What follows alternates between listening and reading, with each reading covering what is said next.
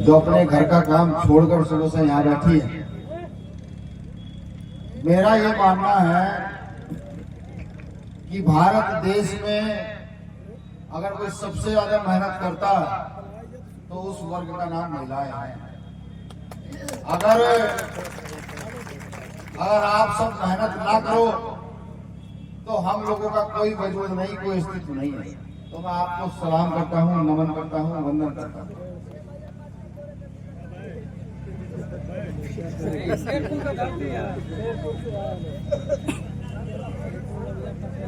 विशेषकर मुझे बताया गया कि यहाँ इस कार्यक्रम को सफल कराने के लिए भीम आर्मी की टीम तो लगी, लेकिन मसीह समाज के जो जिला अध्यक्ष है हरेंद्र कुमार जी, उन्होंने बहुत जी तोड़ मेहनत करी और मेहनत करके इस कार्यक्रम को सफल बनाने का काम किया। तो मैं आपका भी शुक्रिया अदा करता हूँ।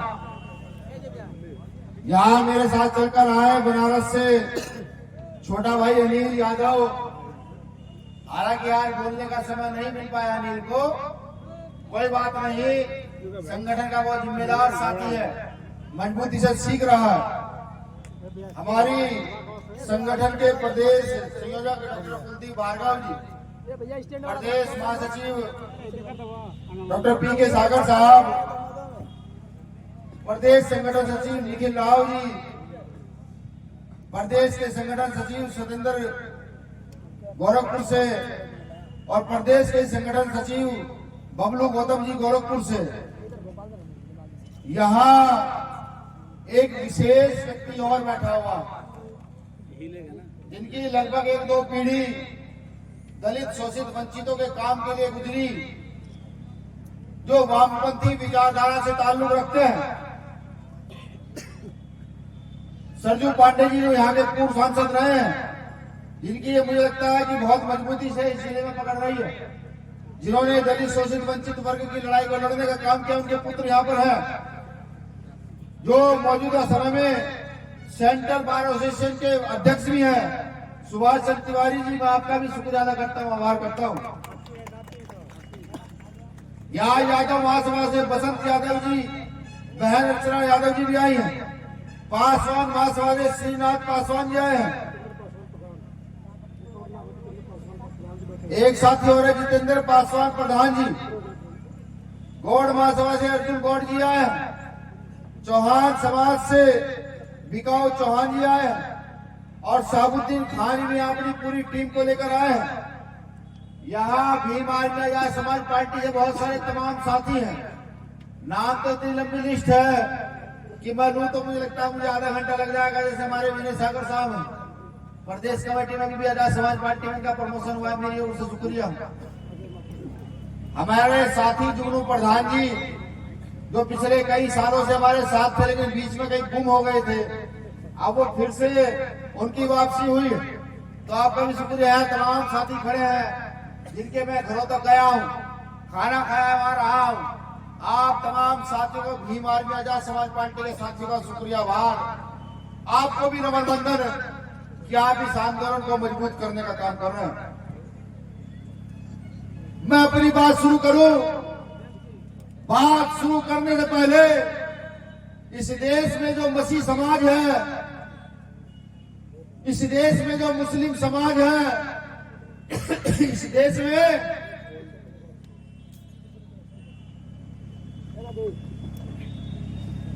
इस देश में जो बौद्ध है, पारसी है, सिख है, या इस देश में जो भी अल्पसंख्यक समाज है, उनकी समस्याओं पर चर्चा का विषय आज है। उनकी समस्याओं पर चर्चा कौन करेगा, ये बड़ा सवाल है। अगर आप ये सोचते हैं कि ईसा मसीह द्वारा पैदा होंगे और आपकी समस्याओं का समाधान कर देंगे, तो आप गलत सोचते हैं। आपकी समस्या का समाधान किसी पर है तो वो आपके पास, खुद के पास है। इस देश में एक पुस्तक है जो अधिकार देती है बाइबल को घर में रखने का और पढ़ने का, जो अधिकार देती है कुरान को घर में रखने का और पढ़ने का, जो अधिकार देती है गीता को घर में रखने का और पढ़ने का, जो हर धार्मिक पुस्तक को अधिकार देती है, उस पुस्तक का नाम है भारतीय संविधान। अगर आप बाइबल के साथ साथ भारतीय संविधान को पढ़ना शुरू करें तो इस देश के प्रधानमंत्री की इतनी हैसियत नहीं कि आपको क्रिसमस मनाने से वो रोक दें, उनकी भी इतनी हिम्मत नहीं। अगर आपने संविधान का आर्टिकल 19 से आर्टिकल 28-25 तक पढ़ा होता तो मुझे लगता है यह समस्या आपके सामने नहीं आती। अगर आपने संविधान की प्रस्तावना को सही से समझा होता तो यह समस्या आपके सामने नहीं आती। मुझे बखूबी याद है पिछले साल उत्तराखंड के रुड़की क्षेत्र में एक बहुत पुरानी मस्जिद को तोड़ने का एक आदेश आया था। मुझ तक सूचना पहुंची, मैंने वहां के प्रदेश अध्यक्ष को जब सूचना दी और प्रदेश अध्यक्ष जब गए वहां चर्च के अंदर, माफी चाहूंगा चर्च की बात कर रहा था मैं, चर्च के अंदर जब गए तो प्रशासन की हैसियत नहीं हुई कि वो चर्च को हाथ लगा। उसी साल हरियाणा के जमुनानगर में जब एक चर्च को तोड़ने की बात आई और हम लोगों पर सूचना आई तो हमारी पूरी टीम वहां गई। प्रशासन की हिम्मत नहीं पड़ी कि चर्च को हाथ लगा। आप समझिए ऐसा क्यों है? ऐसा इसलिए है कि हमने जाकर के प्रशासन को याद कराया कि यहां इन बातों पर बहस हुई है, बड़ी चर्चा हुई है और चर्चा के बाद इन कानूनों को अस्तित्व में लाया गया। अगर आपको पढ़ने का मौका मिले तो 6 दिसंबर 1948 में चर्चा हुई थी संविधान के आर्टिकल 19 से 25 के बीच में। जो आर्टिकल आपको समानता का अधिकार देता है, धार्मिक अधिकार देता है, उस पर चर्चा हुई थी, बहस हुई थी। उस बहस को पढ़ने का काम कीजिए। जब तक आप जानकारी नहीं जुटाएंगे, कोई देवी देवता, कोई ईश्वर, कोई भगवान, कोई खुदा, कोई गॉड आपको बचाने के लिए आने वाला नहीं है। अगर आपको सुरक्षित रहना है, करने की बात की जाती है तो डीएम साहिबा धक्के देकर महिला को निकाल देती है। हालांकि मुझे अभी पता लगा, हम भी देखें आगे डीएम साहिबा में कितनी क्षमता, कितनी ताकत है, वो कितनी महिला को निकाल देंगी। यहां अगर एलआईयू के लोग हो तो मैडम को जाकर बताएं कि भीम आर्मी अगर संवैधानिक दायरे में चलना शुरू कर देगी तो गाजीपुर का प्रशासन सांस नहीं ले पाएगा। सड़कें तो छोड़ दीजिएगा, उस गांव की समस्या का समाधान करें। और अगर आपके बस का समाधान नहीं है तो फिर हमें बताएं। हम यहाँ से लखनऊ तक आवाज बुलंद करना जानते हैं, यहाँ से लखनऊ तक के रास्ते बंद करना जानते हैं कि लखनऊ के रास्ते कैसे बंद होते हैं। ये पहले भी हमने कई बार किया। एक बहुत गंभीर मामला, ग्राम पोस्ट समेरा तहसील मोहम्मदाबाद जिला गाजीपुर, जहां सन 2013 में भीषण बाढ़ आने आई थी और रिहायशी घर गंगा की चपेट में आ गए थे। उस समय प्रशासन ने उन परिवारों को स्कूल मंडी समिति में रहने के लिए अस्थायी व्यवस्था की थी और परिवारों को आश्वासन दिया था कि आपको स्थायी व्यवस्था कर दी जाएगी। लेकिन 2013 से वर्ष 2021 तक वो लोग वहां खाना बदोश का जीवन व्यतीत कर रहे हैं और आज उनको प्रशासन पुनः उसी जगह भेज रहा है जहां से वो उठकर आए थे, जहां 4-5 फुट बरसात में पानी आ जाता है। मौत के मुंह में प्रशासन भेजने का काम कर रहा है। उस समय सरकार ने उनको जिम्मेदारी दी थी कि आपकी व्यवस्था की जाएगी, लेकिन ऐसा कुछ हुआ नहीं। तो कलेक्टर साहब के पास ये भी मामला लेकर जाइएगा कि यह भी बहुत मुख्य मामला है। एक और गांव जहां 1975 में जातिवादी मानसिकता रखने वाले कुछ लोगों ने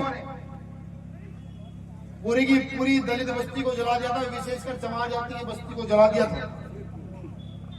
उस समय के तत्कालीन मुख्यमंत्री हेमनंदन बोगरा जी ने उस पर दुख व्यक्त किया था और सभी को खेत और नौकरी देने का वादा भी किया था। लेकिन आज भी वो लोग दर बदर की ठोकरें खा रहे हैं। ये भी जाकर के याद करा दीजिएगा कि भाई ऐसे भी लोग अगर याद कराने के बावजूद भी प्रशासन सत्ते में नहीं आता तो फिर अपने खिलाफ 2-2 मुकदमे तैयार रखिएगा और सड़कें आगे जाम करने के लिए तैयार रहिए।